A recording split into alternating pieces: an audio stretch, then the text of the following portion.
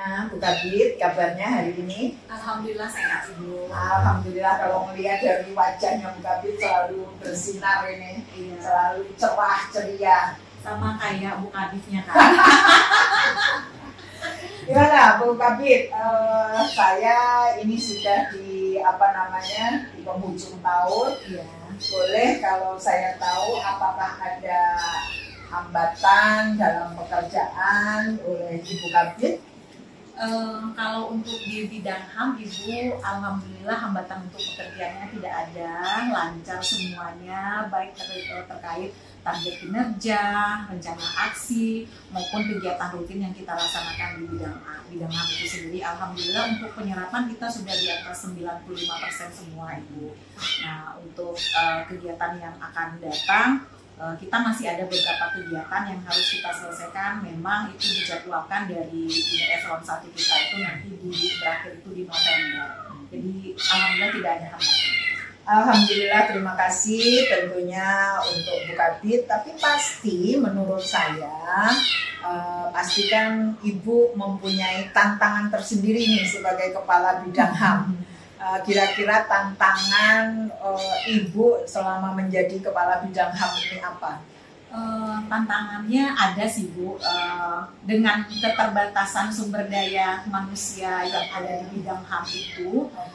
Kita mempunyai target dari unit eselon 1 kita, misalnya kita harus melaksanakan targetnya itu kita harus menyelesaikan semua sosialisasi Stranas Bisnis dan HAM ke seluruh kabupaten kota yang ada. Dengan keterbatasan SDM tentu sebenarnya itu tidak bisa kita lakukan secara maksimal, tapi kita mengupayakan walaupun kita tidak bertatap muka dengan seluruh pelaku usaha, tapi kita usahakan dengan Zoom secara virtual dengan adanya kecanggihan teknologi sekarang.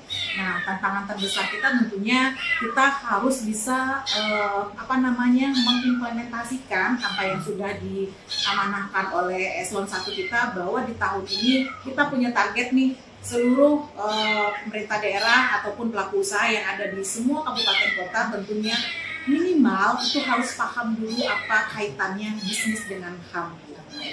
Oke.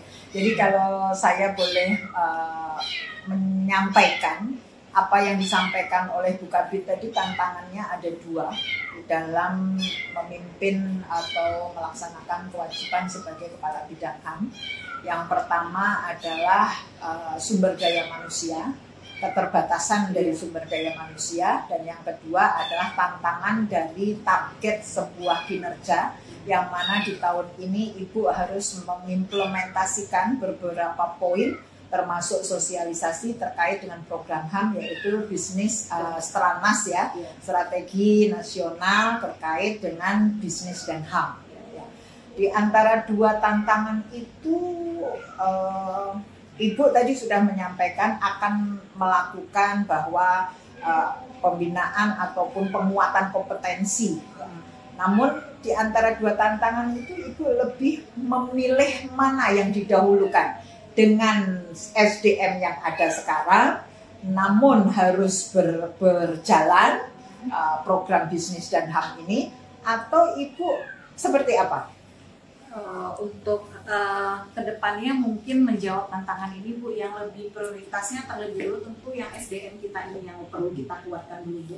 Jadi dengan keterbatasan SDM ini, tentunya SDM ini harus juga kompeten juga dalam memberikan sosialisasi. Artinya kalau SDM-nya sudah kuat, nah tentunya target kita ini nanti akan mudah kita capai. Tapi kalau dari segi SDM-nya ini sendiri, walaupun sekarang SDM-nya sedikit, tapi juga tidak kompeten dan juga tidak punya pengetahuan tentang apa yang mau kita lakukan, tentu untuk kedepannya yang tantangan yang kedua tidak akan bisa kita capai, Bu. Oke. Jadi action plan yang akan diambil oleh Ibu tadi menyampaikan bahwa penguatan kompetensi pada SDM yang ada. Itu action plan yang akan dibuat oleh Ibu. Kalau untuk saat ini,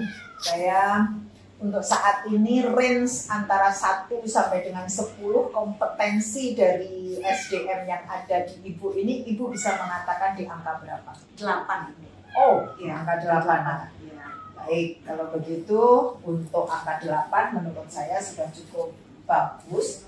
Nah, kurang 2 mungkin bisa Ibu lanjutkan action plan-nya, dan mungkin Ibu bisa lebih ke fokus dalam pengimplementasian sosialisasi. Baik, terima kasih Bu Kabit. Sama-sama. Terima kasih, sukses selalu.